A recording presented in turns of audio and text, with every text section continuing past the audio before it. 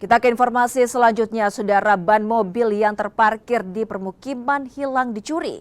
Ironisnya kejadian serupa terjadi 2 kali di lokasi yang sama. Cepatnya dia buka ban ya. Aksi pencurian ban serep mobil di Jalan Tarakan, Kota Makassar terekam kamera pemantau. Pemilik mobil baru sadar jika ban serep mobilnya hilang saat memeriksa kondisi mobil. Dari rekaman CCTV, pelaku terlihat mematahkan braket penyimpanan ban cadangan sebelum membawanya kabur menggunakan sepeda motor. Aksi pencurian serupa bukan kali pertama terjadi. Warga menyebut kasus serupa terjadi 2 kali di lokasi yang sama. Itu kebetulan itu anak yang punya mobil. Datang pulang dari kantor.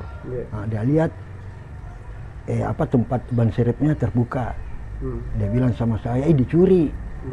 Saya bilang, oh ya saya tetap ke masjid dulu. Nanti habis salat asar itu saya pulang, oh iya dicuri. Begitu saja. Jam berapa itu kita ketahui, Pak? Jam berapa kita ketahui dia dicuri bom motor? Nanti itu ada yang anak pulang mungkin pulang makan atau bagaimana. Malam diketahui atau sore? Sore. Oh, sore diketahui.